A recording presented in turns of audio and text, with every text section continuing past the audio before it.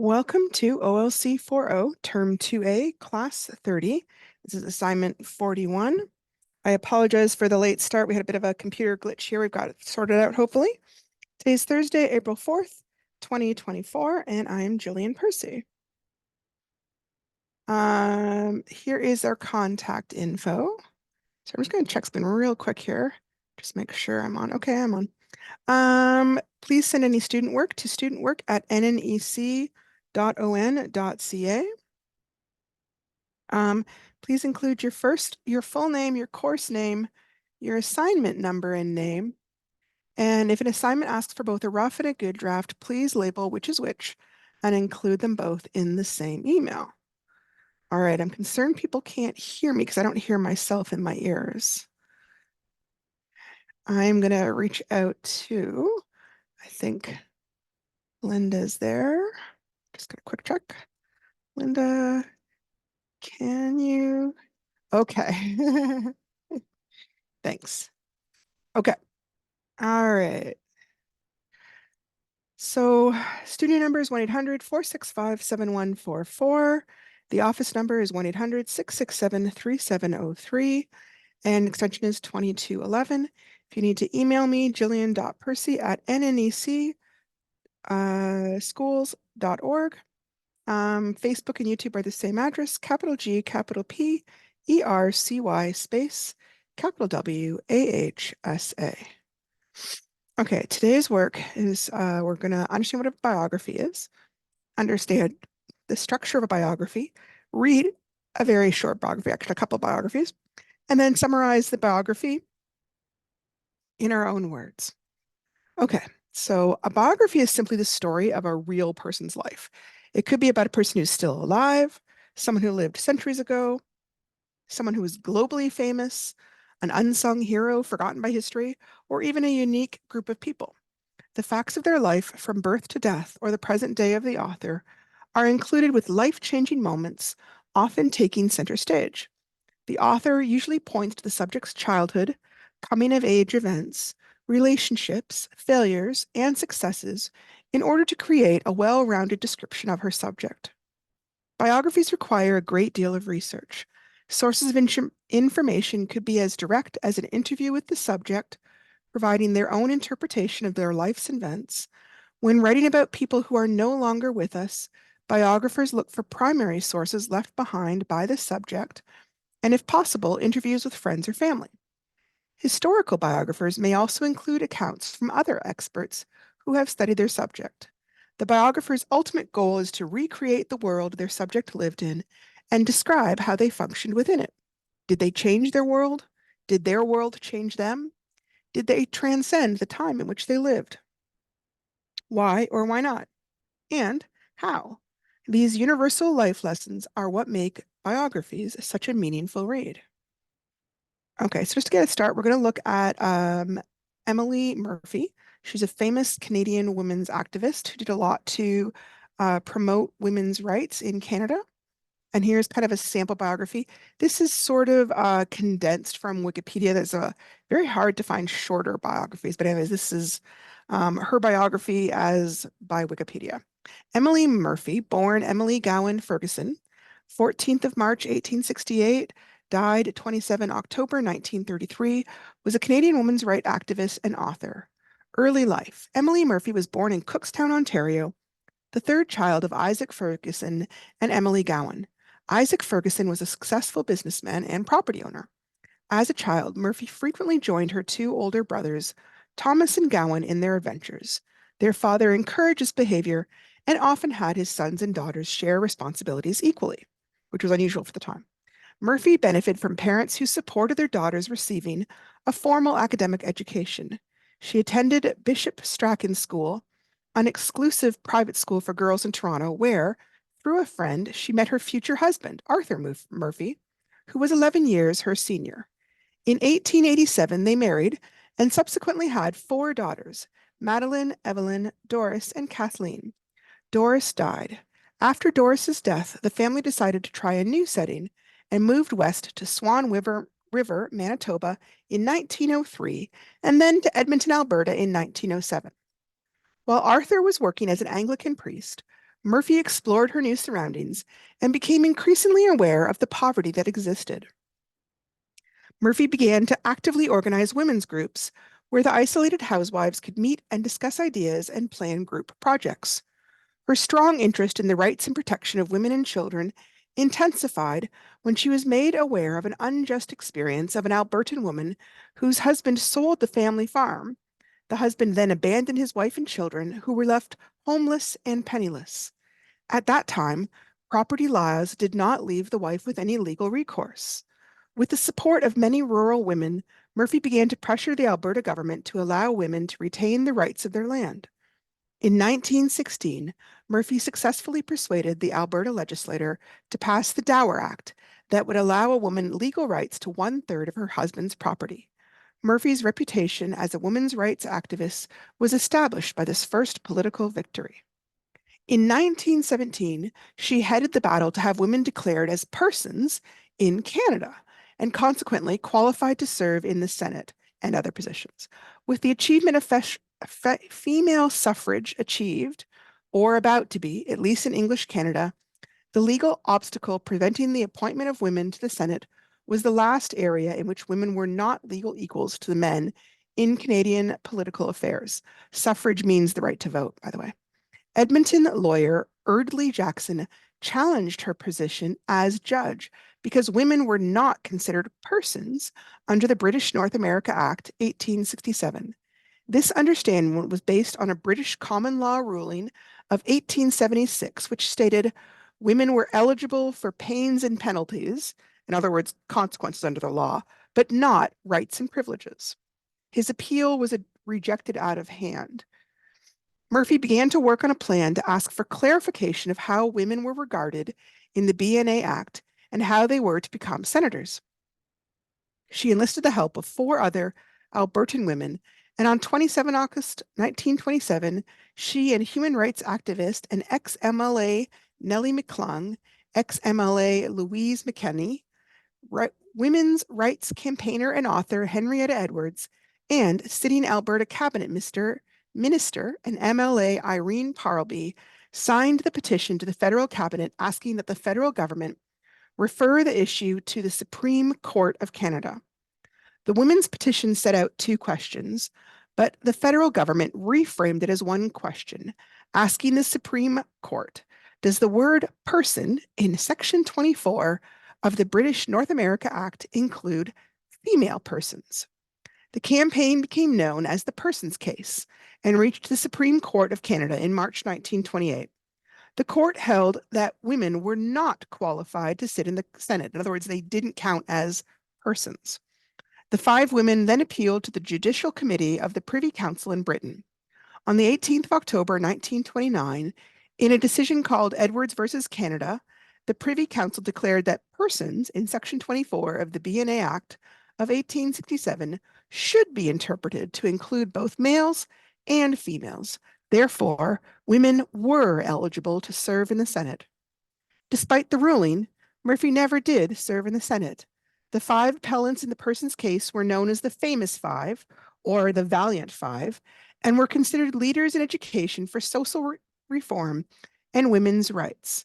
In October 2009, the Senate voted to name Murphy and the rest of the 5 Canada's first women honorary senators, because that was something they were fighting for. Okay, so it's like I said, that's a very abbreviated one. So we are working on lesson 17, demonstrating writing a summary. It's worth 15 marks total. For this activity, you will use reading strategies to identify the main idea and supporting details in a short biography. You will write a summary of the text. Use the checklist and rubric to help guide your writing. Assignment 41. You are to read the short piece about Robert Checkwich on the next page. Be sure to underline or highlight information that you would like to include in your summary. Write a 1-paragraph summary of the biography you have read. Your paragraph will have at least 5 or 6 sentences and contain the main idea of the article with some supporting details. Remember, your audience is an adult interested in reading about the author of the Green Star Lake series. Submit both a rough copy and a final copy of your summary for marking. So Robert Checkwich is the guy that wrote Jimmy Comes Home, which is the novel we've been reading. Okay, so here's the biography. It is, like I said, very short. There are also a lot of quotations in this article. I kind of wish it was longer and had those quotations because I actually think it would be easier to summarize with more information. But this is what we have. Robert Checkwich spent several years as a language arts teacher and school principal in First Nations communities in northern Manitoba, Cree, and northern Quebec, Algonquin. The people and events he writes about in the novels are fiction, but are reflections of his experiences in the North. I began to realize that interest in reading dropped off significantly as First Nation students progressed through the middle years, Robert said. Students who had difficulty reading after grade 4 or 5 were losing interest in books, making it challenging for teachers who often find considerable differences in reading levels within one class. By the time students reached grade 10, many were 2 or 3 grades below where they should be in reading skills. That made it difficult for them to read math questions and texts in other subjects. This contributed to feelings of frustration and a lack of confidence, and also was a definite impediment in their efforts to graduate from high school, especially when they had to attend schools outside their communities. He found there was little reading material to which older students in the North could relate. I felt that the life they knew in Northern communities, the unique situations and activities, the traditional ways, could form the basis of novels to interest students who might not otherwise read much fiction. This has been my goal from the beginning, to get students to read the first few pages and want to continue reading. Okay, so the assignment is use your reading strategies to identify and highlight the main ideas and details in the text. Use their checklist and the rubric provided to write your rough draft. Hand in your rough draft, revise your work, and then prepare a final copy for, they say, your portfolio. But basically for me, I think later on it does become part of your portfolio though. Okay. Here is the checklist after you're finished writing the rough draft. Take a look at this. Have I clearly stated the main idea? Have I included at least 2 supporting details needed to understand the main idea? Do the details clearly relate to the main idea? Are my sentences in an order that makes sense? Have I written a closing sentence that reminds the reader of what has been written? Have I used my own words? This one is crucial because so much of that is quotes. You have to make sure you're able to put things in your own words, okay? Remember that the overall paragraph needs at least 5 to 6 sentences. The rubric for the assignment is on the next 2 pages. Okay, so up top, level 1 is a D, level 2 is a C, level 3 is a B, level 4 is an A. We're aiming for at least level 3. That's considered the provincial standard. That is what the government is hoping that most people are able to achieve. So the first category is thinking and inquiry, reasoning, and format. Level D is when little or no essential information is included, and with little or no success summarizes the main idea. Level C, some essential information is provided, somewhat accurately summarizes the main idea. Level B, essential information is included and accurately summarizes the main idea. Level 4, essential information is thorough and exceptional clarity in summarizing the main idea. Then we've got the communication area, descriptive vocabulary, ideas are clearly and precisely stated, uses logical sequencing of ideas or events. D, a limited demonstration of word choices. Ideas are difficult to follow. Organizes ideas and information in a very limited way with many disruptions in the flow of ideas. Level C, some demonstration of word choices. Organizes the ideas and information in a simple way. Level B, good demonstration of word choices. Organizes ideas and information appropriately. Then level 4, effective demonstration of word choices. Organizes ideas and information clearly and concisely with a smooth flow of events. Okay, then we've got knowledge and understanding, and they're looking at organization. Shows evidence of a logical plan of development for a summary, topic, body sentences, and closing sentences. In other words, are you following paragraph format? So no structure or organization with very simple sentences is a D. Some evidence of structure, simple sentences link ideas and information, that's a C. Organization is logical and appropriate. Complex, well-developed sentences link ideas and information, that's C. B.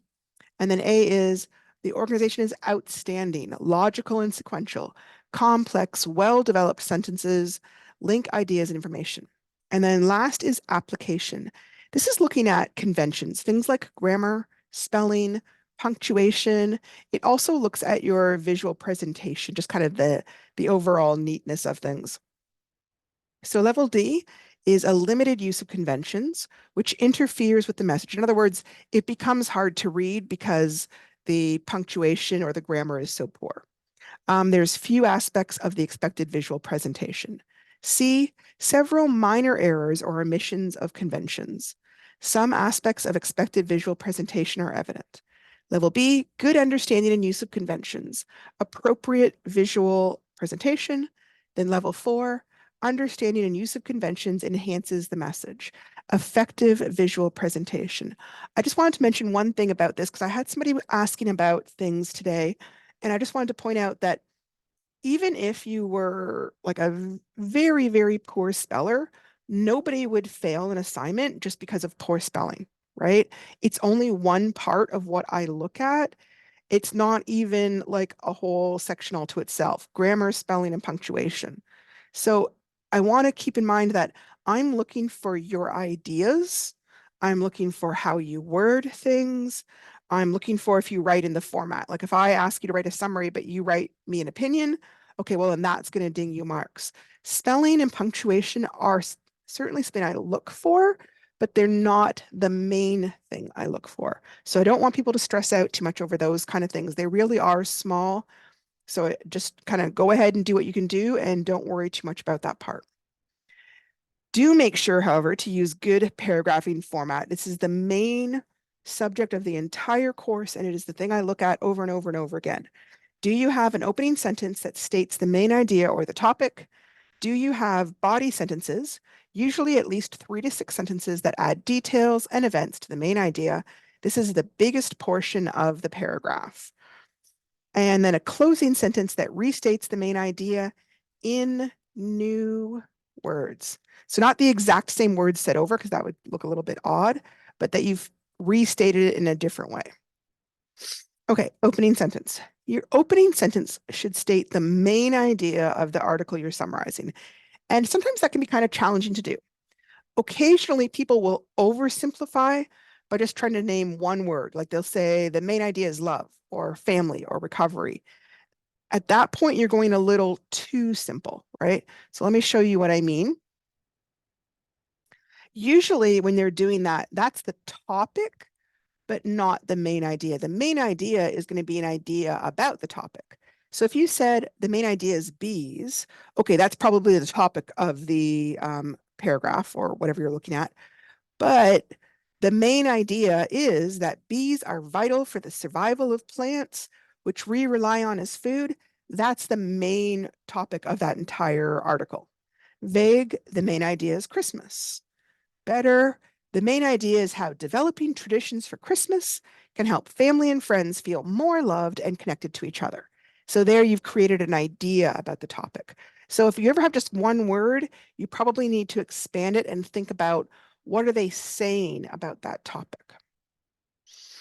Okay, the other thing you can do if you're trying to figure out what the main idea is look for keywords that can help you recognize the main idea.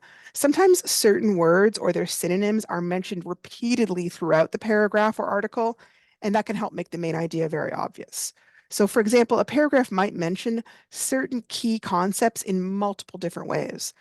For example, drawing, creating, designing, sketching, imagining, visualizing, drafting. A paragraph that mentioned these types of words over and over may have a focus on the planning portion of drawing or art. So that I might say something like, the main idea of this paragraph is examining ways to improve your drawings by spending more time planning out your drawing ahead of time. So kind of going more in depth to the main idea. Other times, important words might be listed in bold or underlined to help make them stand out and then draw the attention of the reader to their importance. Anytime you see that, it happens a lot in like science textbooks and stuff. It's because the person who's writing is trying to point out, hey, this is really important. So here's an example about photosynthesis. Photosynthesis, the process by which green plants and certain other organisms transform light energy into chemical energy. During photosynthesis in green plants, light energy is captured and used to convert water, carbon dioxide, and minerals into oxygen and energy-rich organic compounds. It would be impossible to overestimate the importance of photosynthesis in the maintenance of life on Earth. If photosynthesis ceased, there would soon be little food or other organic matter on Earth. Most organisms would disappear, and in time, Earth's atmosphere would become nearly devoid of gaseous oxygen. The only organisms able to exist under such conditions would be the chemosynthetic bacteria, which can utilize the chemical energy of certain inorganic compounds and thus are not dependent on the conversion of light energy. By the way, if you found that challenging, so did I. Okay, but looking at it, at what they've underlined, at the sentence that they highlighted, the main idea of this paragraph is to explain how important the process of photosynthesis is to the continuation of life existing on Earth. Okay, so I've restated the main idea in my own words. One more thing, if you're having trouble, is look for a phrase or similar phrases that might come up several times. Things like another reason for the war. One of the most important reasons for the war was a key event that caused the war. Okay, they're mentioning that over and over again. So clearly they're probably looking at the main idea is to understand the reasons why the war began. For longer articles, one more thing you can do is look at the first sentence in each paragraph, because good writers, just like we're learning how to use the main idea as the first sentence, good writers will do that. So looking at the first sentence will kind of give you the main idea of that paragraph without reading the whole thing. That can be kind of a quick way to look at an article and figure out what the main idea is. What do you think the main idea would be if you read these topic sentences from each paragraph? Abraham Lincoln had an unhappy marriage with his wife. Abraham Lincoln's most famous speech is the Gettysburg Address. Many people hated Lincoln for his stance on slavery. Okay, so under here, although Lincoln is a beloved president in modern times, he had many enemies and opponents while he was alive. Now, if I had only talked about slavery, that wouldn't include the part about his marriage. I had to think of some way to talk about it and mention all three parts of the overall article. So that is the big thing, is making sure that your main idea covers the entire article, not just parts of it. Okay. You can also look at the examples, which should point to the main idea. What are the details trying to explain or illustrate? If there are examples, what overall concepts are they trying to demonstrate? Whatever they're pointing back to is your main idea. Oh, so I'm sort of aware that we started a little bit late, so I don't want to. One way to confirm that you've got the main idea is to try doing a sentence check. And that's where you select any sentence from the story to see if it matches or supports the main idea that you've said. So if it doesn't seem to, maybe your main idea is not accurate or complete enough, maybe it's not big enough and general enough. So try that with a few sentences. If you do it with several sentences, like not just at the top, but like throughout it, and you find over and over again, yeah, that really is supported by my idea, how I stated it, then you probably have the main idea. Once you've got that, you've got to go through and figure out what are the important supporting details. Remember, not every single sentence in a longer article is going to be important. Sometimes the details are added just for like they're fun or interesting facts. Those aren't the kind of details we want here. We don't want anything that's considered minor or unimportant, like, the author's favorite color is black. That doesn't really matter to what we're talking about, right? For the purposes of this paragraph, we want the major details, key sentences that will help support or expand on the main idea. So here's an example There's two types of supporting details, major and minor. Major details explain the main idea. They're more specific than the main idea. They're not as general. They'll provide reasons, statistics, and studies that help make the main idea clear and convincing, and they will answer readers' questions about the main idea. Minor details are explaining something about a major detail. They're even more tiny and specific than a major detail. They may repeat key points or add colorful details, and they may or may not be important enough to include in the reading notes. So, example of a paragraph, I really like apples. They are sweet, crisp, and juicy, and just filling enough to take the edge off my appetite. When I eat apples, I also think of the vitamins and minerals they contain and the fibers that they supply to keep me healthy. Main idea is I like apples for the following reasons. Major detail, they are crisp, juicy, and filling. They provide healthy vitamins, minerals, and fiber. So those are the two main ideas in that paragraph. Some extra hints. Supporting details in a sentence or paragraph might begin with some of the following words. For example, for instance, in addition, another idea, in fact, furthermore, moreover, therefore, as a result, consequently, first, second, third, next, then, last, finally. So here we've got neighborhood watch programs are good for everyone. One reason for this is that neighborhood watches unite neighbors in a common goal. Neighbors work together to protect each other. One family's security becomes everyone's concern.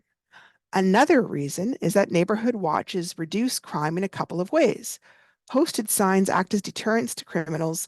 Neighbors in these areas are more likely to report any suspicious persons or activities. And finally, watch programs keep neighbors alert. Because neighbors meet regularly, everyone is more aware of events, rules, or changes in the community. So the main idea is neighborhood watch programs are good for everybody in the following ways. Major, neighborhood watches unite neighbors in a common goal. Another major, neighborhood watches reduce crime. Another major, watch programs keep neighbors alert. So if you were writing a summary of this paragraph, you wouldn't need to put all these little minor details. You would just put the major details. So think about that as you're looking at the check which biography. The other thing you can do is sometimes people think about it as terms of thick ideas versus thin ideas. A thick idea is big and needs lots of examples or explanations to help flesh it out. A thin idea is usually kind of a smaller detail. It doesn't really have a lot to explore. It might be kind of interesting, but it's not a really big idea.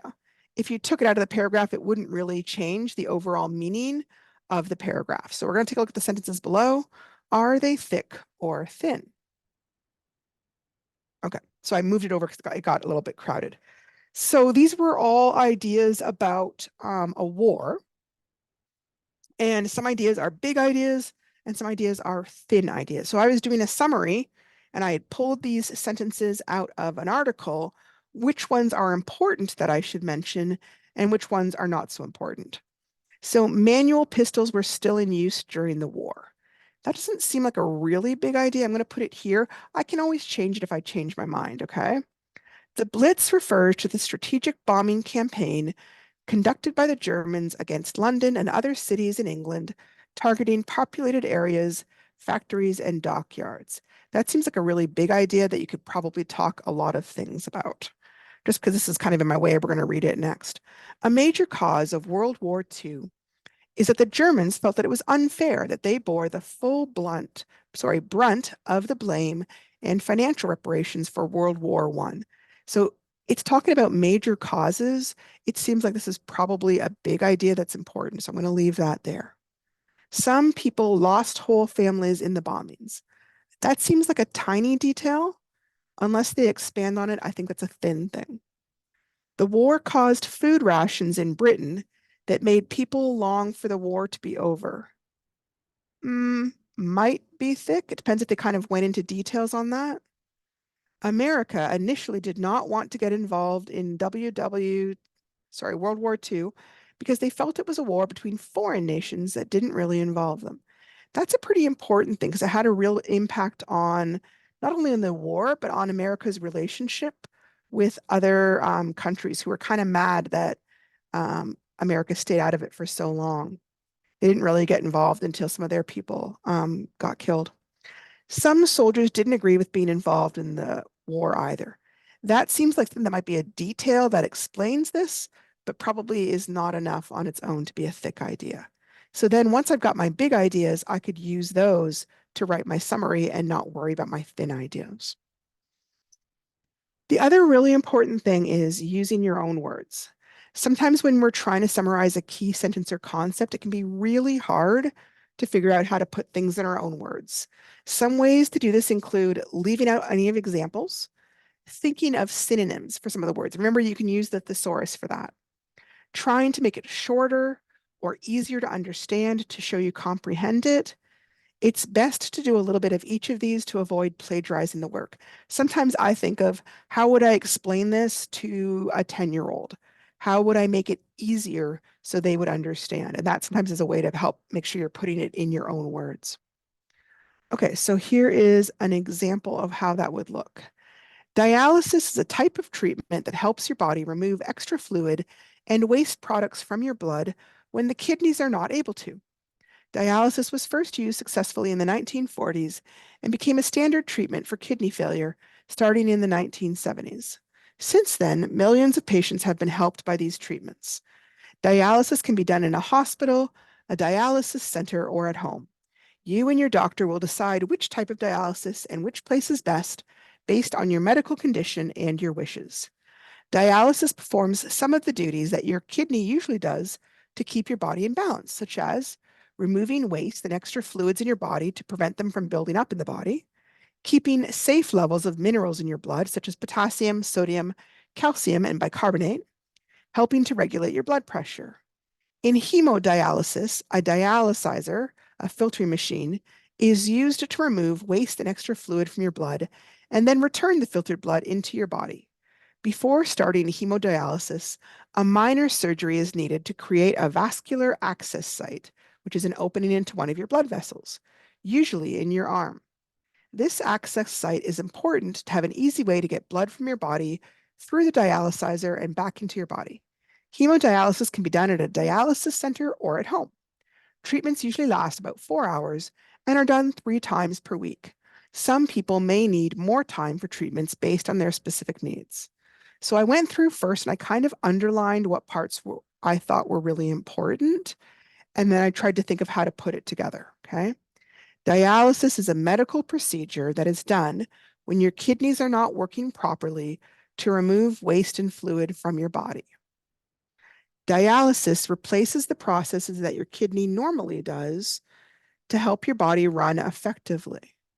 Dialysis helps remove the garbage that gathers in your body each day because it would eventually be deadly. Okay. The next big thing with this biography is that a lot of it is quotations. So I wanted to talk specifically about how to summarize quotations. I think that some students maybe feel nervous about abbreviating these quotes, or maybe they feel like they have to use the exact words, so then they end up using like almost the entire quote. But it's totally fine to summarize the words that someone else has said. Just simply make it clear it's not their exact words by not using the quotation marks. Let's say your auntie calls and says, "Don't forget to tell your brother I love you. I love him. Give him some hugs and kisses for me. I hope he's doing his hardest at school. Make sure he's helping out around the house too. I love him and I always think of him." You probably don't tell your brother everything she said word for word. It's more likely that you summarize. Auntie called and said she loves you. She wanted you to help out at home and do your best at school. So here's an example from a Taylor Swift interview in Rolling Stones magazine. Oh, hang on a second. Sorry. Um, you once sang a song about a star who took your money and your dignity and got the heck out. In 2016, you wrote in your journal, "This summer is the apocalypse. How close did you come to quitting altogether?" And then it talks about, "I definitely thought about that a lot. I thought about how words are my only way to make sense of the world and expressing myself. And now any words I say or write are being twisted against me." People love a hate frenzy. It's like piranhas. People had so much fun hating me, and they didn't really need very many reasons to do it. I felt like the situation was pretty hopeless. I wrote a lot of really aggressive, bitter poems constantly. I wrote a lot of think pieces that I knew I'd never publish because about what it's like to feel like you're in a shame spiral. And I couldn't figure out how to learn from it because I wasn't exactly sure what I did so wrong. That was really hard for me because I can't stand it when people can't take criticism. So I try to self-examine, and even though that's really hard and hurts a lot sometimes, I really try to understand where people are coming from when they don't like me. And I completely get why people wouldn't like me because, I've had my insecurities say these things and things 1,000 times worse. So then I tried to think about how to summarize that. And again, I'm not going to use everything. Okay. Taylor Swift discusses how she felt about being criticized publicly. I really try to understand where people are coming from when they don't like me. She explained that she doesn't want to be the kind of person who can't take criticism. So I had to kind of look at that and think, what do I think is the most important thing that she's saying there? And again, someone else might look at it and think something different. But you don't want to look at the quotation and use it to fill up the entire paragraph. Um, so people had so much fun hating me, and they didn't really need many reasons to do it. I felt like the situation was pretty hopeless. I wrote a lot of really aggressive, bitter poems constantly. I wrote a lot of think pieces that I knew I'd never publish about what it's like to feel like you're in a shame spiral. And I couldn't figure out how to learn from it because I wasn't sure what I did that was so wrong. Now, if you do that, it's really hard for me to mark because most of what you've written isn't your own words. All you've done is quote this other person. So I need you to make sure that you use part of the quotes from the summary, but don't use all those quotes because it's really hard to mark when all you've used is the other person's words. I need some of your words to be able to mark it. More practice summarizing quotations. Where am I? I've got about 9 minutes. Sorry. Just keep checking. I know I started a little bit late. Quote from Stephen King. So he's kind of older now and he's talking about, I'm writing, but I'm writing at a much slower pace than previously. And I think that if I come up with something really, really good, I would be perfectly willing to publish it because that still feels like the final act of the creative process, publishing it so people can read it and you can get feedback and people can talk about it with each other and with you, the writer. But the force of my invention has slowed down a lot over the years, and that's as it should be. I'm not a kid of 25 anymore, and I'm not a young middle-aged man of 35 anymore. I have grandchildren, and I have a lot of things to do besides writing, and that in and of itself is a wonderful thing. But writing is still a big, important part of my life and of every day. So I don't want to use all of that. I got to kind of think what's important. Stephen King discusses how he writes slower than he used to, but he still intends to publish good work. He points out that as a grandfather, he has many things to do, but he does continue to write and value writing. So a great big paragraph got condensed to 2 sentences. Okay. So the importance of revision. I'm going to kind of go over this very quickly. Because you're handing in the rough copy and the good copy, please be aware I always look for differences. If there aren't a lot of differences, and some people will have like no differences, like not a single thing different, then usually that means that you lose marks for the good copy. Because part of what I'm looking for the good copy is that you took the time to try and polish up your sentences and make them sound better.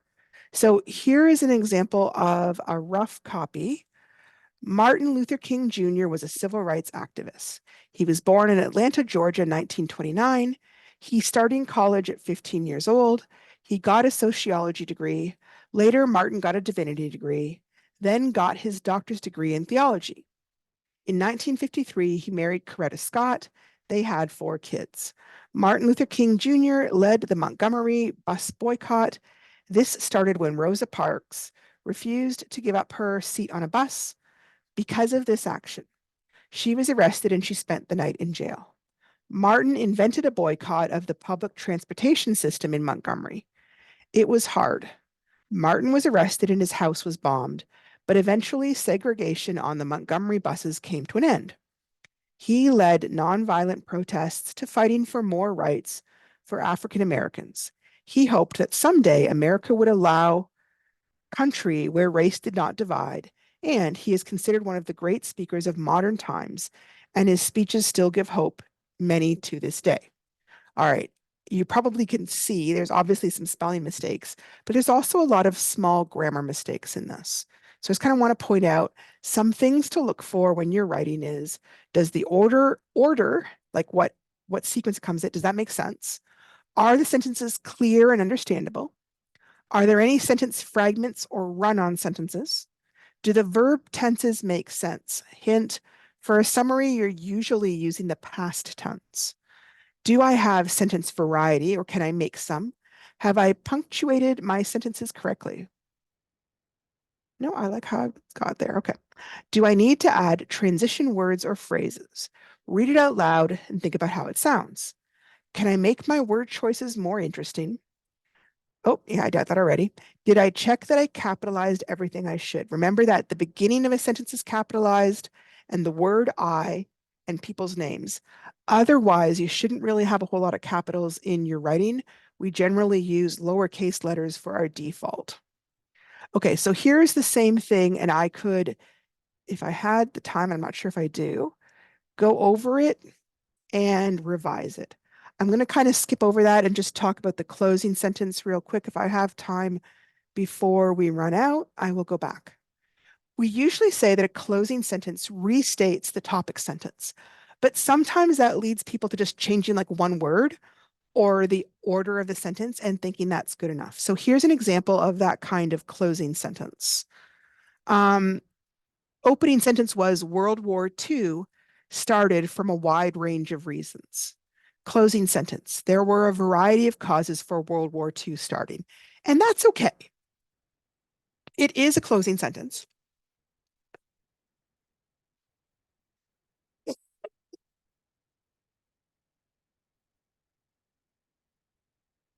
But it doesn't really summarize the entire paragraph. And it doesn't give you a sense of the idea being finished, which is kind of maybe more important. So here are some other possible closing sentences, right? Our original, there were a wide range of reasons for World War II. You can restate that in different words. All these reasons worked together to create the horror of World War II, which more than 50 years later still troubles us. Or you can make an overall concluding point on the paragraph. In conclusion, no one issue was solely responsible for the World War II. It was the result of many events. Or you could summarize your major details. World War II was the result of many factors: worldwide economic depression, anger over the Treaty of Versailles, German Nazism, Japanese imperialism, and the failure of the League of Nations. All of those are stronger and give a better sense of the ideas being finished, right? So think about your closing sentence when you're doing your summary. Oh, that's just a quick summary review, and that is good. Okay. I'm not going to have time to redo the entire good copy, but just to kind of talk about things.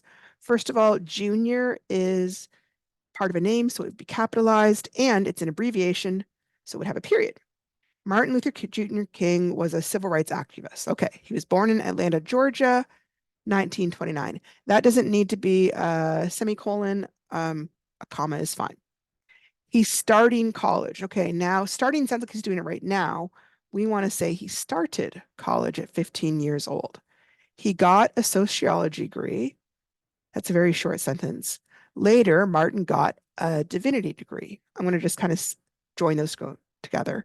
He got a sociology degree and, pause of that, comma, and he got a divinity degree. I'm pretty sure divinity degree should have a capital as well. I am going to give it one. Okay. Oh, and here we go. And then he got his doctor's degree. I'm going to include that. So he got a sociology degree. I'm going to shorten this, a divinity degree. And then he got his doctor's degree in theology. Okay. So see how when I first started to change it, I'd forgotten about the next sentence. And when I looked at it, I realized, oh, you know what? That third sentence could be just rolled right into here because it makes sense here. Okay. In 1953, comma, he married Coretta Scott. Okay, now they haven't underlined this as a spelling mistake, but it's a person's name. So we want her first name to be a capital and her last name to be a capital. All right. I'm not going to go any further, but there are a lot of things that I could do. This is the kind of thing I'm talking about when I'm talking about revising. Go back through and think of things. Some things that stand out to me is he talks about where's the word invented? He invented a boycott. Inventions make me think of like somebody designing a machine. I'm not sure invented is the word I really want there. Maybe something more like initiated a boycott. So in other words, he started it. I don't know if you can really invent a boycott. But anyways, that is an example of some things you could do to revise your good copy. And my time is up and I got to make room for the next person. So thank you so much for joining me today. I'm sorry for the delay in starting. And today, this is Thursday. Okay, so we have no more classes this week and 4 more classes next week. If you're having any problems with the assignments, please let me know and send me an email. Thank you so much and hope you have a good weekend.